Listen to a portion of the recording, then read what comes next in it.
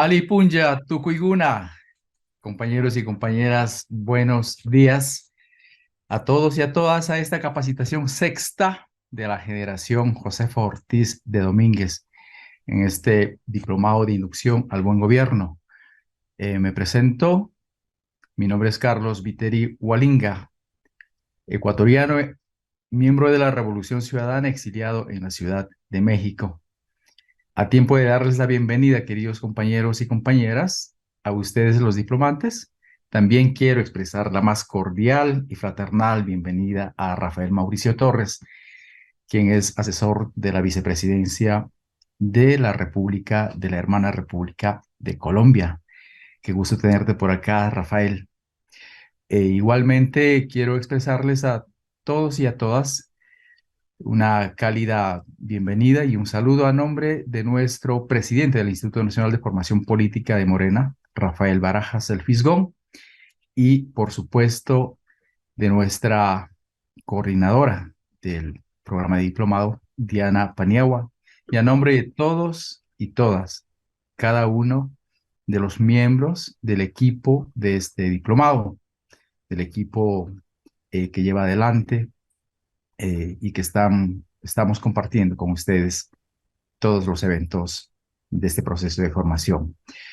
Eh, Esta es una jornada internacional donde vamos a tener dos ponencias de procesos de izquierda, procesos progresista de Colombia, como dije esta mañana, pero al mismo tiempo también vamos a tener de una experiencia de la Revolución Ciudadana de Ecuador, dos procesos sumamente interesantes de dos países hermanos muy similares, unidos por la historia y por tantas otras cosas, ¿no? Pero al mismo tiempo que están en el ojo del huracán del imperio, en el ojo del huracán de las oligarquías que hacen un combate sin cuartel a estos procesos. Eh, Antes que nada, quiero hacer algunas indicaciones, algunos lineamientos de orden técnico, metodológico de esta capacitación. Es muy importante comentarles a ustedes que las funciones de alzar las manitas van a estar desactivadas durante toda la conferencia a fin de que podamos todos poner atención lo que nos tiene que comentar nuestro conferencista y una vez que ya no corresponda la parte de preguntas y respuestas, entonces se volverán a activar para tener la participación de todos ustedes. Asimismo, se va a activar el cronómetro para las intervenciones, para las preguntas de 2 minutos para cada compañero y compañera.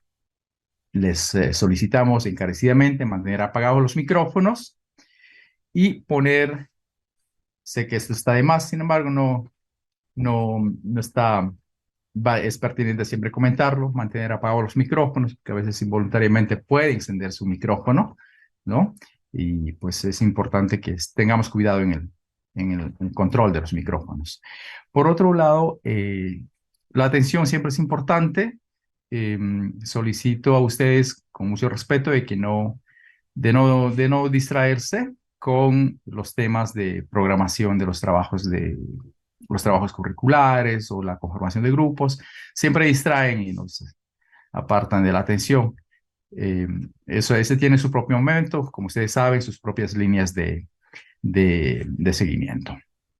Por otro lado, eh, solicito también que las preguntas estén enfocadas para aprender más sobre o profundizar o ampliar más sobre las experiencias en temas muy similares a las que la Cuarta Transformación acá trabaja, ¿no? Estamos hablando de temas que tienen que ver como objetivo, como horizonte político, que es la construcción de una sociedad de paz. Los enfoques son muy importantes conocer en estos procesos políticos, los enfoques en términos de igualdad, en términos de inclusión, en términos de participación efectiva de los históricamente marginados, discriminados y rezagados. Hoy tenemos en Colombia una vicepresidenta, ni más ni menos, de uno de los pueblos más discriminados del continente, que es el pueblo afrodescendiente, con nuestra hermana Francia Márquez, ¿no? Entonces, mucho que aprender por ahí. Y muy de pasada, muy de corrido, quiero comentarles aquello que ya hemos dicho en otras capacitaciones acerca del objetivo general de las capacitaciones, ¿no? Que es buscamos promover la formación política y técnica de militantes, de simpatizantes de Morena. Desde el enfoque de servidores públicos, servidores populares, perdón, desde el enfoque de servidores populares, servidores y servidoras populares, para impulsar, defender y profundizar la cuarta transformación bajo el nuevo mandato de mandar obedeciendo, a fin de seguir construyendo el verdadero gobierno democrático y participativo. En este diplomado, como ustedes saben, tenemos jornadas de capacitaciones en el que damos a conocer experiencias de gobiernos progresistas en el ámbito municipal, estatal, federal y nuestro americano en el diseño e implementación de políticas públicas desde la voz de los protagonistas, de quienes están liderando en términos operativos las políticas públicas. En ese sentido, pues, yo quiero presentarles a ustedes, como ya les comenté antes, a Rafael Mauricio. Rafael Mauricio Torres, él es asesor de la Vicepresidencia de la República de Colombia. Es doctor en ecología y con experiencia en asesoramiento científico y estratégico a creadores de política y tomadores de decisiones. Tiene experiencia como asesor político en la vicepresidencia, como se comentó, en el Senado de la República de Colombia y como investigador científico y docente universitario.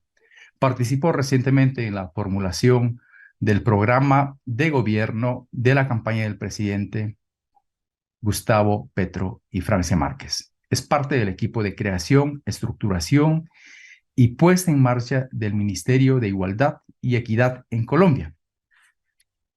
Eh, el tema que nos va a exponer ahora eh, es políticas de inclusión social, igualdad, participación y construcción de paz. El objetivo específico, obviamente, es conocer los enfoques, la visión y la puesta en marcha de las políticas de igualdad y justicia en relación a los sectores y comunidades y pueblos tradicionalmente discriminados y a la participación comunitaria y ciudadana en la construcción de una Colombia de paz. En ese sentido, para mí es un honor presentarte, querido compañero Rafael Mauricio. Gracias por estar aquí con nosotros y adelante con tu presentación. Bueno, muy buenos días. Estoy muy complacido de estar aquí presente. Esto es una gran encomienda que me ha hecho la señora vicepresidenta de presentarles a ustedes los avances que llevamos nosotros acá desde Colombia con nuestro nuevo gobierno, en lo que estamos haciendo por la igualdad y la equidad. Extendiendo un cordial saludo a la señora vicepresidenta y estaré muy atento a través de esta presentación, tratar de compartir la experiencia colombiana para el beneficio, como decía mi estimado Carlos, de nuestros eh, pueblos, de nuestros pueblos hermanados por la misma causa, por las mismas necesidades, por la misma sangre. Esto que les vamos a mostrar hoy básicamente recoge esta experiencia de primera mano y la idea es que sea de su mayor utilidad. Estamos muy, muy atentos a que puedan ustedes, luego con las preguntas, tratar de escudriñar tanto como ustedes quieran para poder entender lo que estamos viviendo acá en Colombia, que es un verdadero cambio, que lo estamos llevando a cabo, que obviamente es difícil porque son años y años de políticas que iban en otra dirección, pero aquí estamos haciendo la tarea, como dice la señora vicepresidenta, poniéndole el pecho al viento. Entonces, como un apoyo didáctico, traje una presentación que voy a compartirles.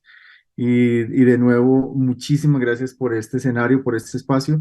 Es un gran ejercicio el que ustedes están haciendo y nos inspira. Quisiéramos ya nosotros también tener un diplomado, un espacio como este que ustedes han avanzado y de hecho yo, mientras ustedes están tomando nota, yo también estoy tomando nota de cómo funciona esto porque está muy interesante esta iniciativa.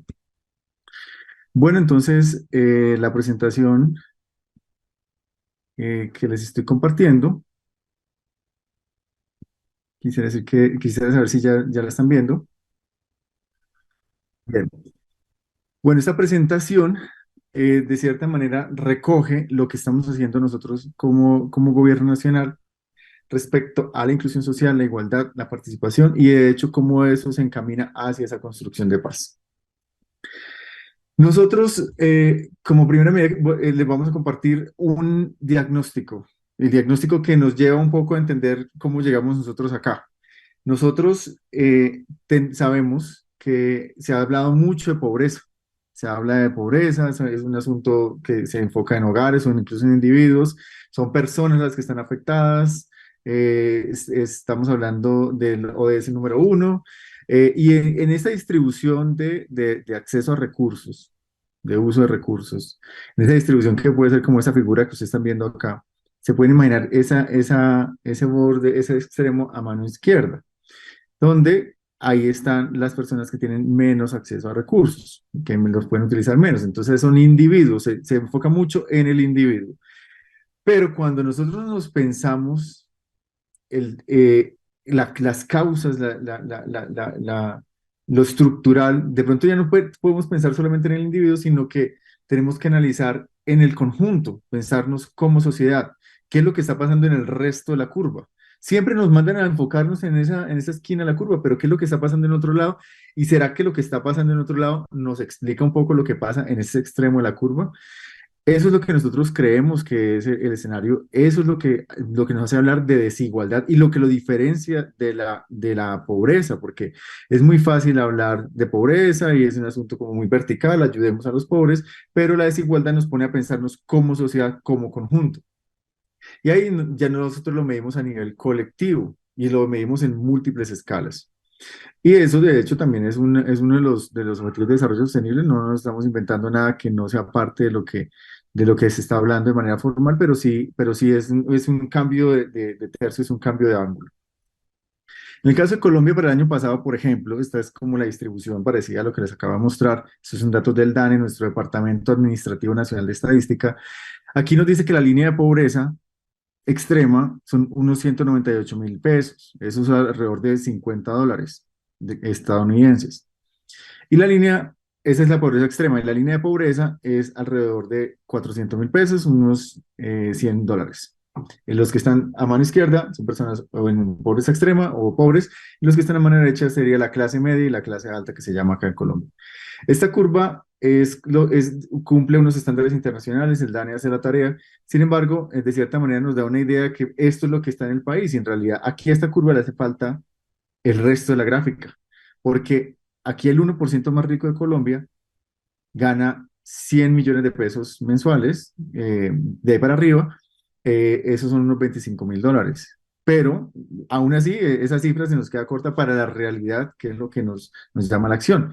Muchas veces los medios de comunicación nos muestran esto, que es una pirámide, la pirámide de la desigualdad. De hecho, hay un documento que se llama el World Inequality Report, donde muestran cada año una pirámide como esta. Esta pirámide no se fijan en los números, simplemente vean que lo representan como una pirámide. Esta es la revista Semana, una revista de distribución nacional, y habla sobre eso, la pirámide en Colombia. Nunca ha sido una pirámide.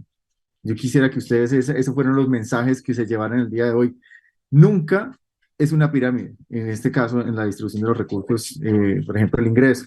En realidad, cuando nosotros hacemos el ejercicio, ese ejercicio lo hicimos nosotros acá para Colombia el año 2019, estando en el Congreso. Esta es la supuesta pirámide para Colombia. Entonces acá tenemos la distribución del ingreso.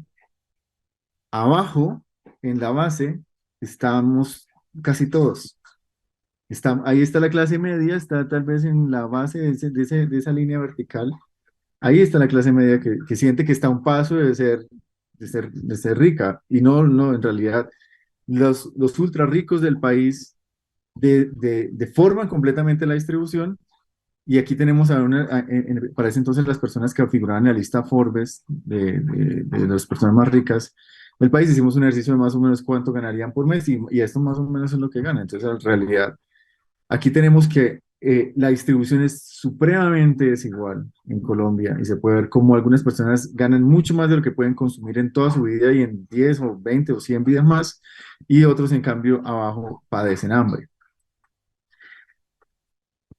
Nosotros en Colombia, el DANE hace el ejercicio de calcular el Gini de ingresos. Recordemos que el Gini es una medida de la distribución de los recursos. En este caso, el Gini nos dice qué tanto nos alejamos de la distribución igualitaria, siendo cero la distribución perfectamente igualitaria y siendo uno lo más desigual, donde prácticamente uno solo acapara los recursos de todos.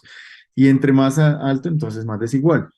Colombia en la pandemia alcanzó niveles de desigualdad supremamente altos, como de un 56%, 0,56, y en el año pasado los últimos datos nos muestran para esta distribución de Gini de ingresos una desigualdad del 55,6, que es bastante alta, es una desigualdad muy alta, una desigualdad que si la comparamos con datos del mundo, esos son datos para 2022, nos muestra que en este momento Colombia es, en la distribución de ingresos, es el país más desigual de todo el continente americano. Y ya cuando nos comparamos con el resto del planeta, probablemente es uno de los países más desiguales de todo el mundo. Esta desigualdad crónica que padecemos en nuestro país, la, la, la podemos ver en múltiples dimensiones. Acá, por ejemplo, estos son datos de 2017. Este, de hecho, es un ejercicio muy reciente, el año pasado, porque es que no hay ejercicios como estos para 2022, sino 2017 es lo mejor que tenemos en este momento. Eso va a cambiar. Y acá podemos ver ese Gini de ingresos, que es con el que se suele medir la desigualdad, y para ese entonces estaba alrededor de 0,52. Pero no solamente hay una dimensión de la desigualdad, hay múltiples dimensiones de la desigualdad. Está desigualdad de ingresos, pero también está desigualdad del ingreso laboral, porque hay diferentes fuentes de ingreso. Está la desigualdad de consumo. ¿Qué tanto es capaz, qué tanto consume la gente? Y aquí podemos ver cómo en Colombia la desigualdad de consumo es menor que la desigualdad de ingresos, lo cual nos habla que la gente con más recursos no es capaz de consumirse todo lo que tiene, como ya nos podemos imaginar, y eso hace que más o menos se baje el índice de Gini para el consumo. Pero para otros índices en realidad estamos muy en lo alto. El índice de desigualdad multidimensional, por ejemplo, que es como el acceso a servicios públicos, al agua, a internet, a la luz, etcétera, está altísimo en Colombia. Eh, Luego tenemos el índice, el Gini catastral. Este dato depende obviamente del catastro, qué tan avanzada esté la, la determinación de los predios del país. En este momento nuestro gobierno está avanzando en el catastro multipropósito y tiene una meta bastante ambiciosa para este cuatrenio, porque muchas de las tierras de Colombia no tienen documentos, no tienen papeles, no están formalizadas de cierta manera, y entonces no se sabe muy bien qué tan acaparadas están. Pero para lo que ya tenemos, el acaparamiento es inmenso. Entonces podemos ver como gran parte de la tierra en Colombia está en fincas que tienen más de 2.000 hectáreas. Y mientras mucha gente, muchos campesinos no tienen tierras. Por eso es que en Colombia estamos avanzando en una reforma rural integral. Esto trata precisamente de revertir esa gran desigualdad que tenemos en Colombia respecto al catastro. Y por último, tenemos una medida de desigualdad financiera. La desigualdad financiera nos habla de cómo algunos de estos mecanismos de uso del recurso, incluso hablando de un sistema capitalista, ese capitalismo donde solamente unas pocas personas pueden acceder de verdad al capitalismo, pues no es en realidad tan abierto. Aquí vemos que muy poca gente en realidad tiene acceso en Colombia a acciones, a poder participar de la bolsa, a poder tener un CDT, que es un tipo de ahorro donde se saca programadamente y con una tasa favorable. El hecho es que en múltiples dimensiones vemos la desigualdad en Colombia. Y esto es solamente un rango, porque podemos imaginarnos, y nuestro gobierno se lo está imaginando, la desigualdad en el acceso a la electricidad, a la energía. Vemos una alta desigualdad. Hay gente que puede conectar una maquinaria para montar una fábrica y otra gente en realidad no tiene luz para iluminar su casa, no para conectar una nevera. La desigualdad en el acceso a negocios. Vemos, por ejemplo, la transición energética que estamos viendo en todo el planeta, cómo se abren nuevas tecnologías que hacen que ya no dependamos de los combustibles fósiles y sin embargo, esas nuevas tecnologías que podrían ponerse en cada techo de cada hogar, hasta nuestro gobierno lo que se estaba pensando eran grandes negocios de grandes granjas multimillonarias, pero que los pequeños propietarios no entraran a ese nuevo mercado, nuevo negocio. Con nuestro gobierno estamos buscando una transición energética más justa. Y así, en múltiples aspectos, podemos imaginarnos los ejes de la desigualdad. Nosotros eh, calculamos también, vemos en Colombia una desigualdad territorial bastante marcada. Tenemos acá datos del Gini también para las 23 principales ciudades del país y eso pues de hecho ya es excluyente porque solamente sacamos datos para 23 ciudades de las 32 capitales que tiene nuestro país. Y aquí podemos ver cómo los principales, esas flechas rojitas que puse a mano derecha, principales ciudades donde están las mayores desigualdades, son ciudades que están más en la costa Caribe, en la costa pacífica de Colombia, algo como por el lado de la Amazonía y la capital del país. La ciudad más desigual de Colombia es la capital del país, donde vemos los extremos, desde unos ambientes que nos hacen sentir en Suiza hasta otros ambientes en donde en realidad las calles no están pavimentadas y nos llega el agua. Cuando vemos este mapa, ya no es como les digo, no tenemos datos de Gini para todos los departamentos actualizados, pero eso de nuevo nuestro gobierno lo está cambiando, lo va a cambiar. Vemos de este dato de pobreza, pobreza multidimensional. En eso Colombia se ha destacado en esos cálculos de la pobreza multidimensional, que si bien no mide las causas y no mide los racismos, no mide las discriminaciones, es una medida que ayuda a entender una parte del problema. Y aquí podemos ver cómo la de pobreza en Colombia está en la periferia. Colombia es un país que se ha caracterizado por el centralismo, de Bogotá está más o menos en el centro. Ustedes pueden ver ahí a Bogotá con Cundinamarca. Ahí está el centro, la zona central del país.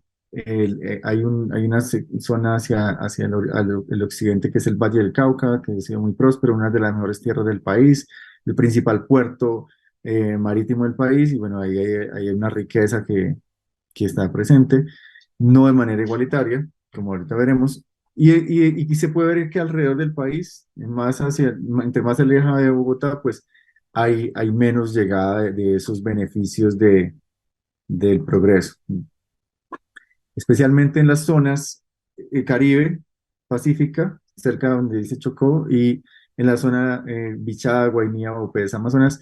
La zona Caribe y la zona Pacífica son las zonas del país con mayor población afrodescendiente de Colombia y la zona del oriente y sur del país es la zona más indígena de Colombia. Y entonces ahí podemos ver que ya empezamos a tener esas interseccionalidades de la injusticia en el país. Esta flechita nos indican los datos que tenemos para desigualdad. Entonces, de nuevo, las flechas arriba nos muestran que la zona Caribe es más desigual, la zona Pacífica es más desigual, a pesar de que haya menos pobreza, por ejemplo, en el Valle del Cauca. Y para todo el sur y oriente del país, la zona más indígena, no hay datos de desigualdad, algo que estamos cambiando con este gobierno. Como decía, esas regiones donde hay mayor desigualdad son regiones donde vive población en mayor porcentaje, más población afrodescendiente e indígena. Esto nos habla también de la desigualdad que viven estos pueblos. Los afrodescendientes, por ejemplo, sabemos que para Latinoamérica tiene una brecha de salarios que llega casi al 20% y es mayor aún la brecha de ingresos de salarios de las personas indígenas, de poblaciones indígenas. Entonces ahí estamos excluyendo territorios, pero no solamente los excluimos porque queden lejos, sino también por quién vive allí. Estos son datos de Colombia de lo que pasa políticamente, o sea, esa desigualdad que acabamos de mostrar que tiene una distribución territorial en Colombia, en parte fue la que votó por nosotros en las elecciones pasadas del 2022, la que nos llevó a la presidencia. En color morado vemos dónde están los departamentos que votaron en su mayoría por la fórmula Gustavo Petro Francia Márquez. Y efectivamente coincide con esas zonas que estábamos hablando, esa periferia y esa Bogotá tan desigual. ¿Y por qué sucede eso? Porque la desigualdad, aunque también había sido tema de campañas anteriores, fue un tema crucial en las elecciones que acaban de pasar, porque el COVID reveló lo que causa la desigualdad, reveló que la desigualdad mata. Nosotros vimos a la gente sacando trapos rojos porque tenía hambre, porque esa fue como una especie de señal que hacía la gente, sacar un trapo rojo para decir tengo hambre, para no tener que salir a la calle a gritar tengo hambre, como mucha gente también hizo. La gente que más terminó encerrada eh, porque perdió el trabajo, porque no podía teletrabajar, terminó encerrada en lugares hacinados, terminó encerrada donde no se podía lavar las manos con tanta frecuencia, donde no puede ir al médico, donde no lo puede visitar el médico si lo veía enfermo. Esa era la gente con menores ingresos del país, la gente más pobre, mientras que los ricos del país, muchas personas con recursos podían teletrabajar, no perdieron su trabajo, los niños siguieron estudiando y de hecho algunos se hicieron más ricos durante la pandemia. Eso es un asunto que, de hecho, ha sucedido no solamente en Colombia, en Latinoamérica y en el mundo, y que está haciendo que la gente cada vez sienta más esa fricción que causa la desigualdad y la sienta en primera persona, en carne propia. Esa desigualdad, nosotros entendemos que rompe la sociedad. Esta es un análisis que hace el BID con una pregunta que le hacen a la gente sobre la confianza. Es una medición de confianza. Y es que le preguntan a la gente por todo el mundo, en términos generales, ¿diría usted que se puede confiar en la mayoría de las personas o que hay que tener mucho cuidado cuando se trata con ellas? Le preguntan eso a toda la gente, le preguntan en diferentes países del mundo, le preguntan en cada país en el tiempo para ver cómo va cambiando la confianza. Y han encontrado una relación negativa entre el Gini, entre la desigualdad y la confianza. A mayor desigualdad, menor confianza.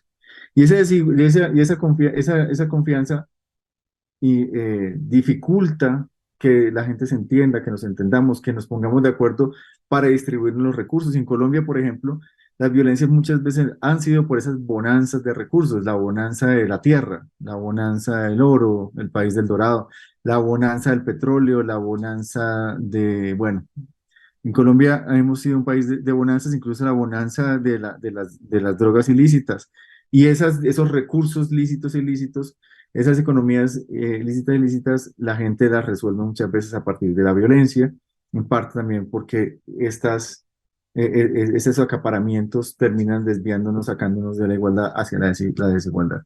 Entonces acá vemos, por ejemplo, como también en esa periferia que les mostraba más o menos correlacionado, podemos ver la presencia de grupos armados ilegales. Aquí están los narcoparamilitares, aquí están las disidencias de las extintas guerrillas de las FARC, los grupos que quedaron y que hoy en día están haciendo presencia más que todo en el sur del país, en la zona más amazónica, pero también en el Pacífico Sur, sobre todo, y el Ejército de Liberación Nacional, una guerrilla con la cual nuestro gobierno está en diálogos de paz. De hecho, el país de México ha sido uno de los países donde se han alojado los acuerdos de manera muy amable, con gran hermandad. El país de México ha permitido que estos diálogos avancen. Y aquí vemos cómo el ELN hace presencia principalmente en ese Pacífico, ese corredor Pacífico, en la región casi al norte de Colombia por un corredor que hay histórico y luego por esa periferia del oriente del país. Entonces, el señor presidente y la señora vicepresidenta consideran que la desigualdad es una de las causas estructurales de la violencia en Colombia. Y si nosotros queremos de verdad acabar con la violencia, tenemos que, mientras se hacen los diálogos y todo lo demás, ir a la base, a ese núcleo que es la desigualdad, que es lo que causa en parte el que no nos entendamos, el que buscamos acaparar recursos y el que resolvamos todo con la violencia, el que haga que la gente tenga una distancia, no confíe y vea un choque entre el uno y el otro por ser distintos, por ser diferentes, por pensar distinto. ¿Qué estamos haciendo nosotros como gobierno? Les voy a presentar básicamente 4 puntos a continuación y me voy a enfocar sobre todo en lo que más hemos trabajado desde la vicepresidencia y lo que más he estado trabajando recientemente, que es en la construcción del Ministerio de Igualdad y Equidad.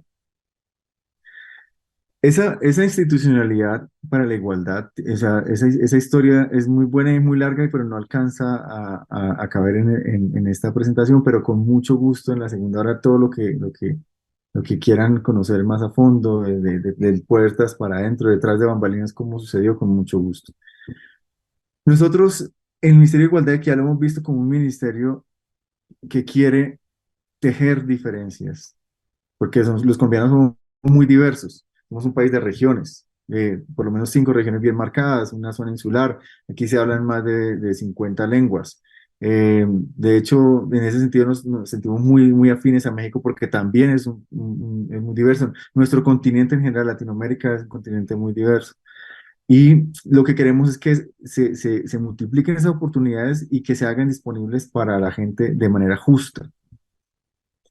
Nuestro ministerio, después de un tránsito bastante rápido que logramos hacer en el Congreso de la República, radicamos el proyecto de ley y pasa por Congreso. A veces pueden los proyectos de ley durar 2 años, si es que pasan, en ese tránsito, o caerse y tener que ser radicados en la siguiente legislatura. Nosotros, en cambio, lo logramos hacer de un octubre a un enero. De octubre de 2022 a enero de 2023 ya estaba sancionada la ley. Eso fue bastante rápido porque de todas maneras fueron discusiones muy largas, muy profundas, muy intensas que se llevaron a cabo, pero que afortunadamente logramos que se sancionara. De hecho, fue muy bonito ver cómo en el Congreso de la República, si bien hay una oposición y una oposición que tiene todas las garantías de participación, de opinar, de votar, etcétera, esa oposición fue dura, fue intensa. En algunos momentos las discusiones confluyeron, los puntos de vista confluyeron. Hasta la medianoche nosotros en el Congreso de la República gestionando, escuchando las discusiones, hablando con los congresistas cuando tenían alguna duda y hubo momentos de silencio y con unas intervenciones muy profundas hablando de la razón de ser, casi que de lo humano, de por qué los seres humanos debemos acercarnos hacia la igualdad y no permitir estas diferencias que crean un mundo tan injusto. Eso lo hicimos, sucedió en el Congreso de la República, se habló de nuestra misma Constitución, porque el artículo 13 de la Constitución, de hecho, nos manda hacia la igualdad, indica que debemos, nuestro país debe trabajar por la igualdad, pero era un artículo que no se estaba desarrollando a cabalidad. Nosotros en nuestro gobierno lo estamos haciendo. Inicialmente nosotros propusimos unos enfoques, el Congreso aportó y quedamos con esos 4 enfoques: un no territorial muy fuerte para cerrar esas brechas de desigualdad territorial en Colombia, enfoque de derechos, un enfoque diferencial, uno étnico-racial, la interseccionalidad presente, por supuesto, y enfoque de género. Y la idea que nosotros propusimos era trabajar por unas poblaciones. El Congreso de la República incluso añadió más poblaciones que debíamos incluir. Por ejemplo, una de las poblaciones que encomendó el Congreso de la República fue las mujeres cabeza de familia, ya que en Colombia el 41% de los hogares son hogares que son liderados por una mujer. Entonces tenemos nosotros a las mujeres en todas sus diversidades, a la población LGBTIQ+, a los pueblos afrodescendientes, negros, raizales, palenqueros, indígenas y rom, a los campesinos y campesinas, a los miembros en hogares en situación de pobreza y pobreza extrema, a las personas con discapacidad, a los jóvenes, a las familias en general, a los habitantes de calle, a las mujeres cabeza de familia, adultos mayores, niñez, población en territorios excluidos y la población migrante. Esto no significa que sea el único ministerio que atiende a esas poblaciones, pero sí el ministerio que los atiende respecto al cierre de brechas de igualdad y equidad. Aquí tengo unas largas funciones, no voy a detenerme en ellas, pero básicamente quiero que se enfoquen de pronto en la número 12, que es una función muy interesante porque también nosotros somos conscientes que debemos desde ya estar pensando en la crisis climática y su relación con la igualdad y la equidad, porque sabemos hay evidencia al respecto que la crisis climática es una crisis que afecta en mayor medida a las personas que ya habitan en territorios que han sido marginados, que se recarga más en las mujeres, que afecta más a las personas que menos tienen la capacidad de prepararse, de anticiparse, de adaptarse, como son las personas que han sido, que están en condición de empobrecimiento.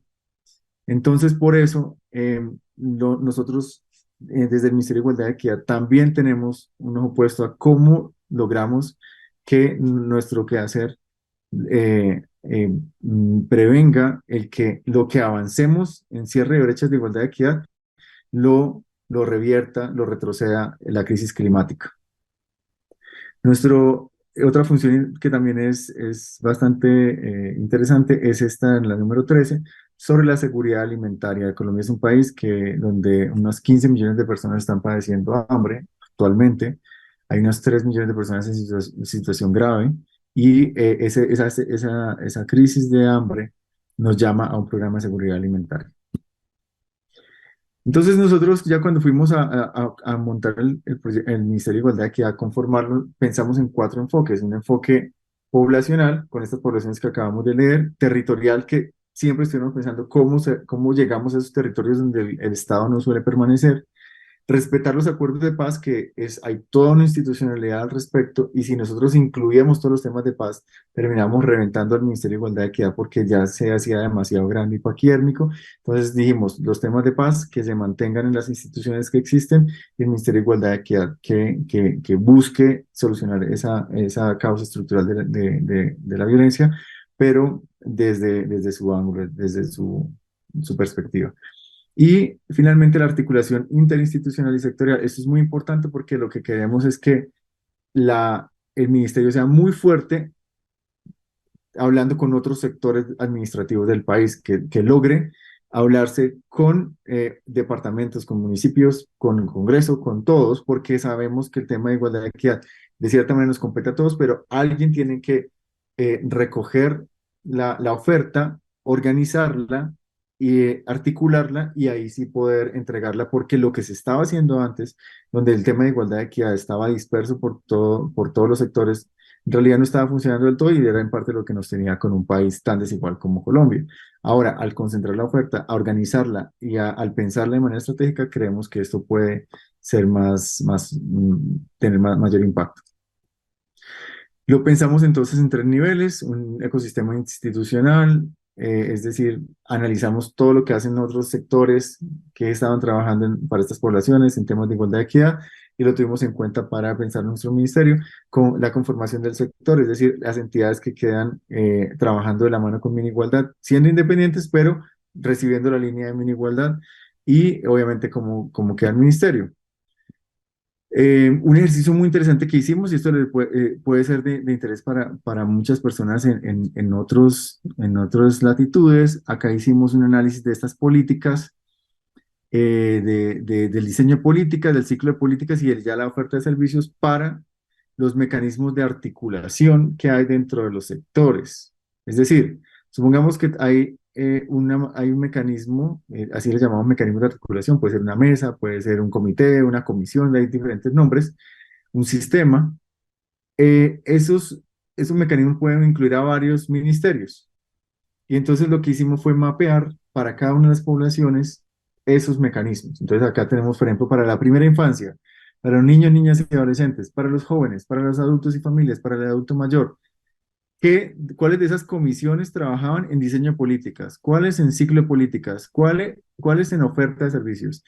Y nos dimos cuenta, por ejemplo, para la casilla de niños, niñas, adolescentes, en el ciclo de políticas hay una, dos, tres, cuatro, cinco, seis y siete de estas entidades.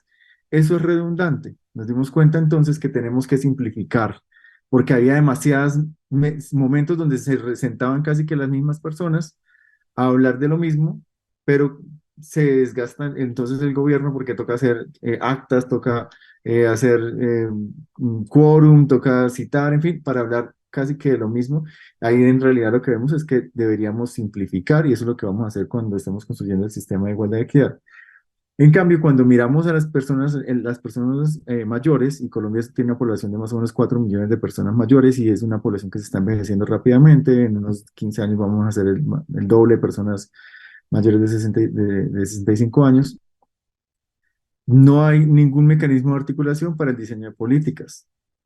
Y eso hace falta. Entonces, uno puede ir pensando, ah, bueno, sería muy interesante que desde el gobierno, desde el Congreso de la República, ya nos vayamos pensando un mecanismo de articulación para tapar ese hueco, porque sí necesitamos pensar en los adultos mayores, en las personas mayores. Ese ejercicio también se hizo, bueno, para todas las poblaciones. Y con esto nosotros nos pensamos para el Ministerio de Igualdad y Equidad lo que se llama un mapa de macroprocesos.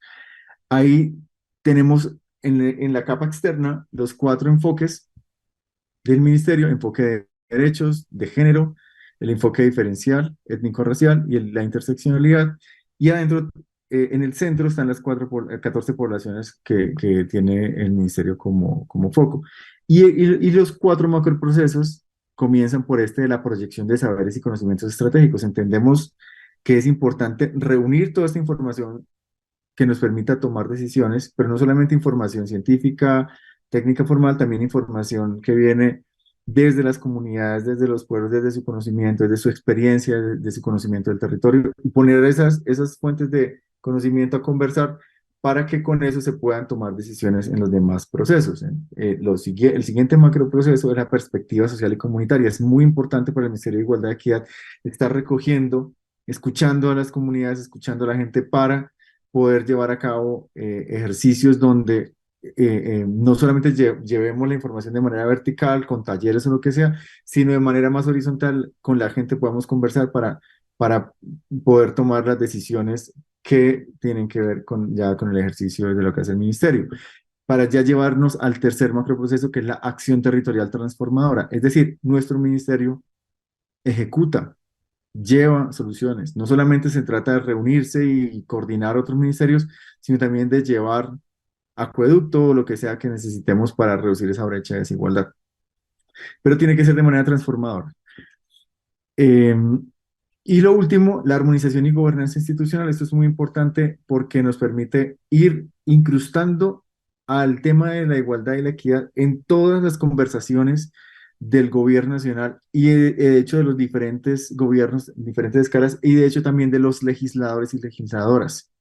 Siempre en igualdad, alzando la mano y diciendo, ustedes están hablando sobre un tema de migrantes, creemos que podemos aportar con tal cosa.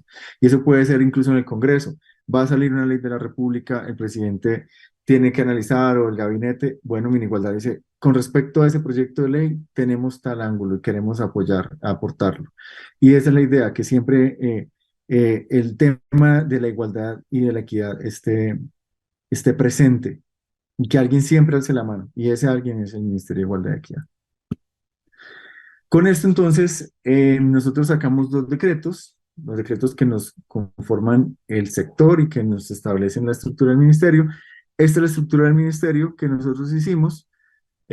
Aquí puede verse un despacho, el despacho de la señora ministra, que en este momento es la señora vicepresidenta Francia Márquez, y acá es un despacho bastante robusto, que tiene una cantidad de oficinas que le permiten em, a generar análisis, productos, obviamente todo lo administrativo, y que luego tiene 5 clientes principales, que son los 5 viceministerios. Los 5 viceministerios no funcionan como islas, sino que siempre tienen que acudir al despacho para poder eh, avanzar en los procesos, y el despacho se encarga siempre de conectarlos para que ocurra esa interseccionalidad de la que tanto hablamos, para que no solamente nos pensemos en las mujeres, sino que pensemos en las mujeres jóvenes indígenas, por ejemplo. Entonces conecta 3 viceministerios de una vez y los pone a pensarse en políticas, planes, programas y proyectos. Hay 2 oficinas muy importantes dentro de esta estructura. Una que les quiero mostrar es la Oficina de Saberes y Conocimientos Estratégicos en el despacho. Esa oficina es la que coge ese macroproceso de los saberes y conocimientos estratégicos y recoge toda la información y la analiza, focaliza, hace mapas, hace diagnósticos, y todo ese paquete se lo entrega a los viceministerios para que ellos con eso digan, bueno, entonces proponemos tal política, porque ellos son los que tienen que irse pensando en las políticas. Son las personas técnicas especializadas en cada tema. Em, esa oficina le pasa la pelota a otra oficina muy interesante que es la de proyectos para la igualdad y equidad. Y es que lo que sucede es que a nivel territorial en Colombia, los grandes proyectos que ejecutan grandes volúmenes de presupuesto se hacen más que todo en el centro del país porque es donde está la gente con el conocimiento más concentrada, conocimiento sobre cómo formular proyectos y cómo monitorearlos y cómo ejecutarlos. Entonces, en la periferia hay una cantidad de recursos que no alcanzan a llegar porque no están las personas, no están los proyectos que les permitan ejecutar de manera exitosa sin meterse en problemas por asuntos de mala ejecución, no tanto por querer malversar fondos o por corrupción, sino sencillamente es por desconocimiento. Entonces, con esta oficina también lo que queremos es irradiar un poco esa información sobre cómo formular proyectos. Y finalmente, otra oficina que quiero mostrarles y llamar la atención sobre ella es esa oficina jurídica que está en la última, en la lista que está acá abajo. Esa oficina jurídica es muy importante porque es en parte la que nos hace ese macroproceso de armonización interinstitucional. Es la que se pone a conversar normativamente con los otros sectores, con otros ministerios, con el Congreso, con las entidades y que permite entonces nosotros alzar la mano al momento más importante, que es cuando se está redactando la ley, cuando está redactando el decreto, y ir dejando en el marco normativo del país los temas de igualdad y equidad ya anclados. Con esto entonces tenemos 5 viceministerios: el viceministerio de las mujeres, el de la juventud, el de las poblaciones y territorios excluidos y la superación de la pobreza, el de las diversidades y el de pueblos étnicos y campesinos.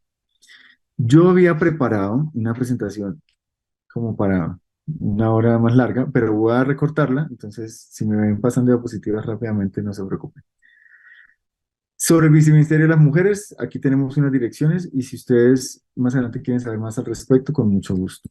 Lo mismo con el de la Juventud, también acá tenemos un diagnóstico de cuántos jóvenes tenemos y ahora tenemos 3 direcciones. Sobre el Viceministerio de Poblaciones y Territorios Excluidos son 6 direcciones. Viceministerio de las Diversidades son 2 direcciones y el Viceministerio de Pueblos Étnicos y Campesinos son 4 direcciones. Esto, de nuevo, es una apuesta muy ambiciosa, son muchos temas, es un ministerio muy rico en temáticas y que las pone a conversar. Le estamos apostando a la complejidad, es decir, en otros países, casi que cada uno de estos viceministerios podría ser un ministerio en sí mismo. Aquí los ponemos en uno solo y este es el ministerio tal vez con mayor número de viceministerios de Colombia. El que le sigue tiene 3 viceministerios, aquí tenemos 5. Y la idea, la apuesta es a que pongamos a toda esta gente a interactuar y tengamos entonces podamos proponer esas soluciones más complejas que el país necesita para entender esos problemas en particular. Por ejemplo, en Colombia se están reduciendo las brechas salariales entre hombres y mujeres según el último reporte del DANE. Estamos alrededor del 7%. Sí, las mujeres se está acercando a la paridad de ingresos por salario, pero cuando comparamos a las mujeres afro en territorios que habitan, como decíamos, en territorios más periféricos que en el centro, con los hombres blancos, la brecha todavía es del 57%. Entonces, sí necesitamos esas interseccionalidades para entender de verdad hacia dónde apuntarle, hacia dónde enfocarnos. Entonces, para concluir las fortalezas de este ministerio, son 13 poblaciones. Estamos aplicando nuevo manejo de lo público, generando valor con estas oficinas novedosas que yo les mencionaba. El enfoque territorial es muy fuerte en nuestro ministerio. Tenemos estos temas estratégicos como la adaptación igualitaria al cambio climático, soluciones de agua y saneamiento básico y la lucha contra el hambre. Y tenemos un fondo que nos permite una rápida ejecución, un fondo que es como un patrimonio eh, autónomo. Un segundo elemento que hemos hecho como gobierno para reducir la brecha de desigualdad es la reforma tributaria. Tanto el Ministerio de Igualdad y Equidad como la reforma tributaria fueron avances que hicimos con Congreso de la República muy rápidamente antes de que se acabara el primer año de gobierno, en el primer año, la primera legislatura, porque entendíamos que es donde teníamos más músculo, estábamos nuevos, íbamos a tener más impulso y fueron las primeras apuestas, las apuestas por la igualdad y la equidad. En esta gráfica podemos ver cómo Colombia es uno de los países donde la diferencia del coeficiente de Gini de desigualdad cambia menos después de que la gente paga impuestos. Aquí en azul, las bolitas azules son el Gini antes de impuestos y las barras son el Gini después de impuestos. Y en Colombia, hasta el año 2018, que es esta figura, la gente pagaba impuestos y el Gini no se movía casi, porque no había un buen aporte fiscal y ese dinero no iba a política social. Eso en parte, eh, pues sabemos que esa redistribución en parte ayuda a que haya mejor, pues, unas sociedades más justas. Acá en esta gráfica podemos ver cómo el gasto social como porcentaje del PIB es mucho más alto en países, por ejemplo, nórdicos, en Europa, y esa redistribución en parte es lo que se explica.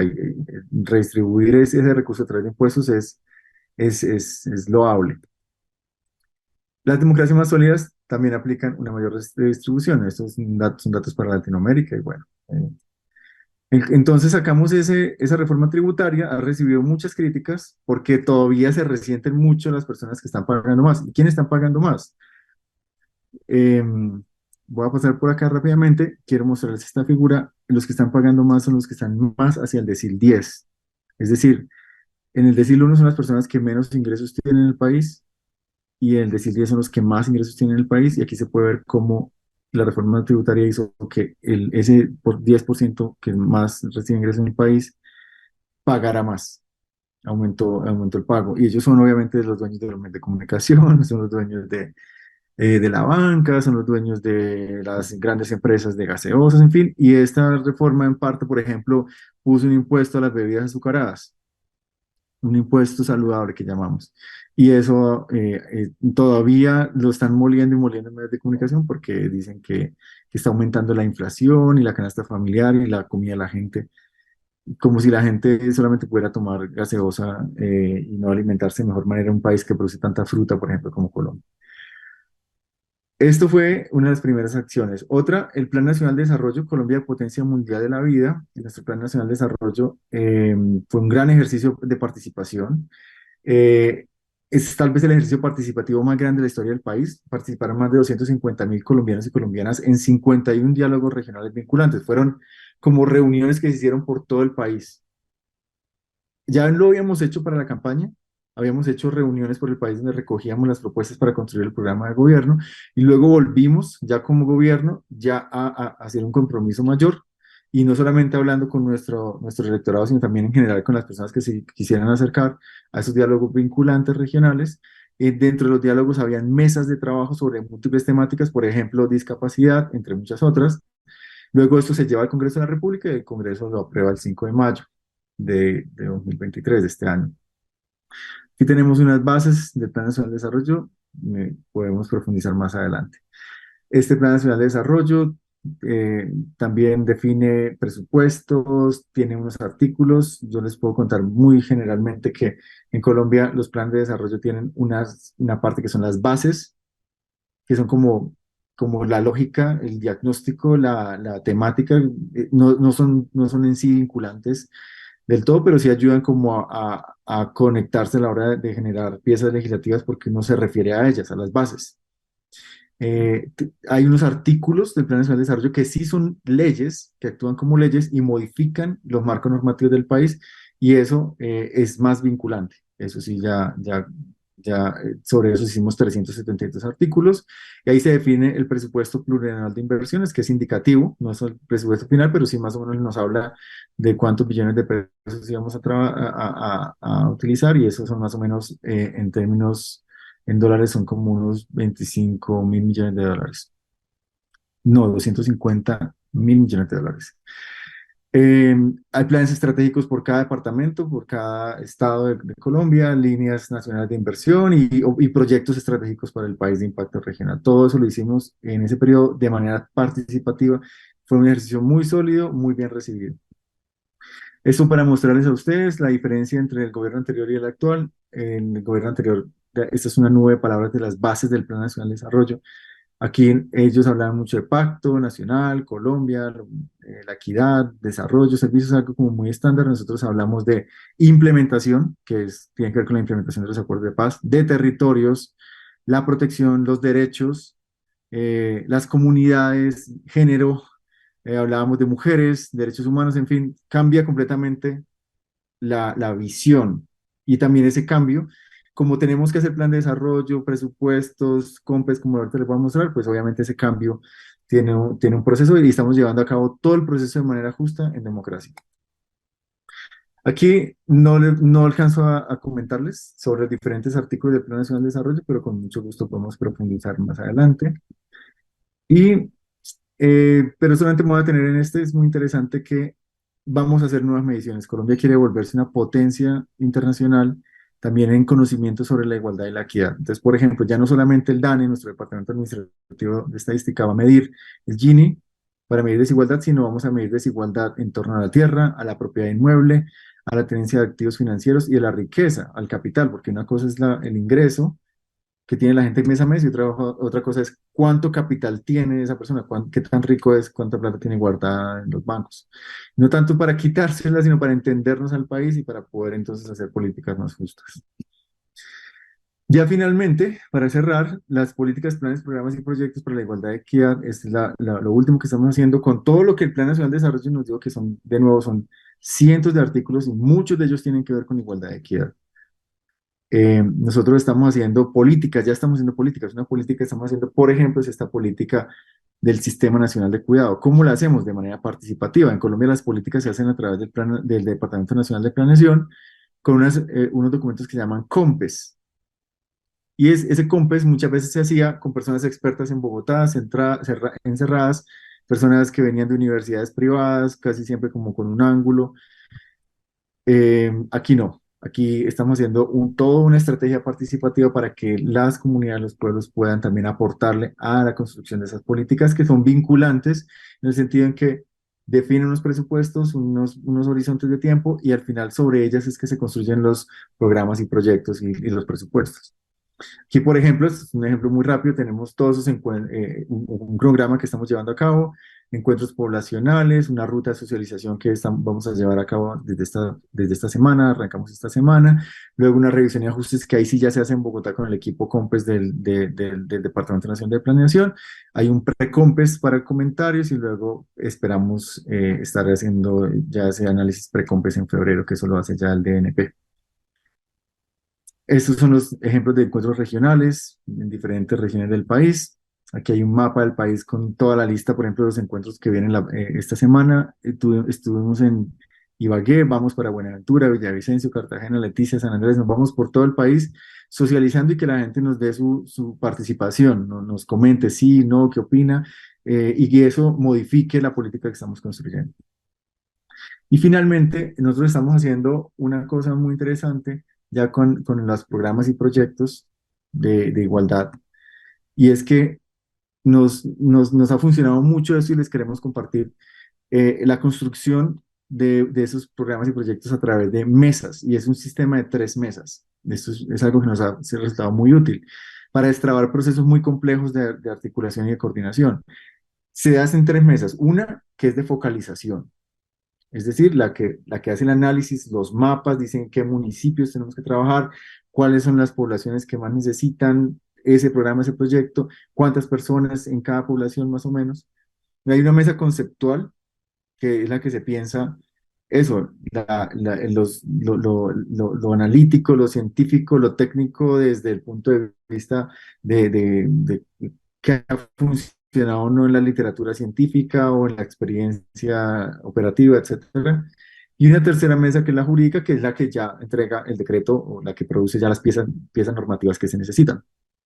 Las tres pueden actuar en paralelo o se puede arrancar, por ejemplo, nos ha funcionado muy bien, arrancar con la mesa de focalización, como hacer como ese barrido por los datos y luego a partir de eso alimentar a la mesa conceptual y a la mesa jurídica con esos documentos técnicos que salgan después de esos ejercicios de focalización y después de esos ejercicios conceptuales. Por ejemplo, este es uno de los mapas que hemos producido recientemente, es un mapa de hambre para Colombia, para el programa Hambre Cero. Aquí de nuevo se puede ver el hambre está más más radicada en esa periferia de Colombia, en la costa norte, en la Amazonía, en el Pacífico, pero también en Bogotá. Y con este mapa, ya viendo la magnitud del problema, fue más fácil irnos a lo conceptual y ya estamos redactando el decreto. Otro ejemplo es este de Jóvenes en Paz, un programa que ha sido bastante mediático, para bien y para mal, porque lo bueno es que es un programa que genera oportunidades para jóvenes, hombres, mujeres de 14 a 28 años, que están llevando un camino de vida que puede ser muy problemático, que incluso puede llevarlos a la violencia.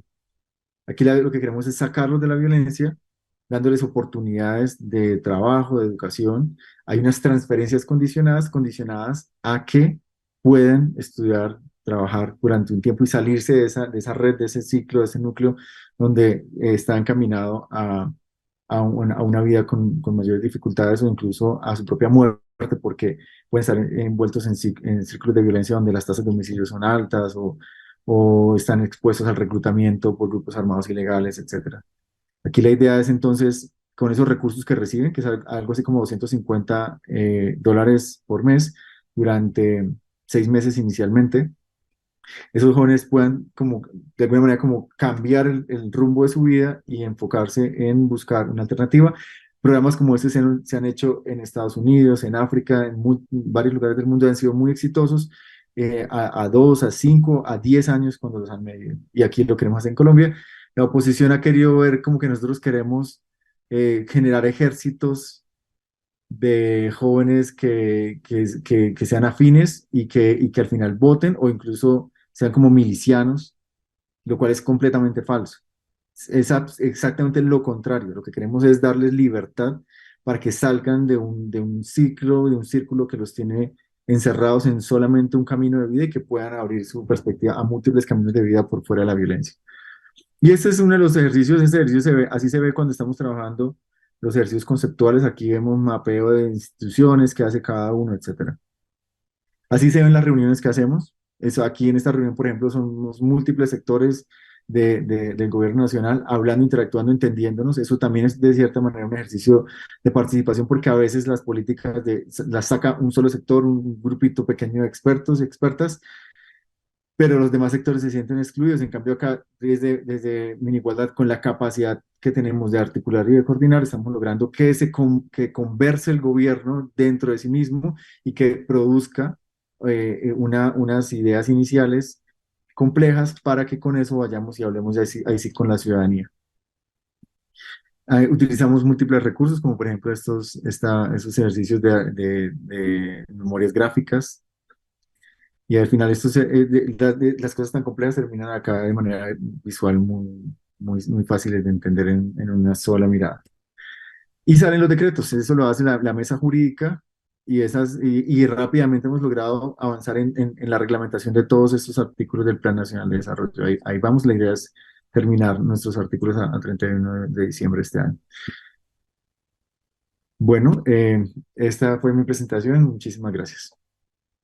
Muchas gracias, Rafael Mauricio Torres, por esta presentación tan interesante como rica en información y datos. Realmente muy agradecidos una vez más, pues a nombre de todos nosotros, el programa de diplomado de inducción al buen gobierno y del Instituto Nacional de Formación Política de Morena. Bueno, este momento voy a eh, despedirme de los compañeros y compañeras que nos han estado siguiendo desde el inicio en las redes sociales. Y que dicho sea de paso, se me pasó por alto saludarles. Pido disculpas. Muchas gracias, queridos compañeros y compañeras de las redes que nos han estado siguiendo en esta interesante ponencia de Rafael Mauricio Torres. Bueno, voy a hacer un pequeño lapsus para esta desconexión.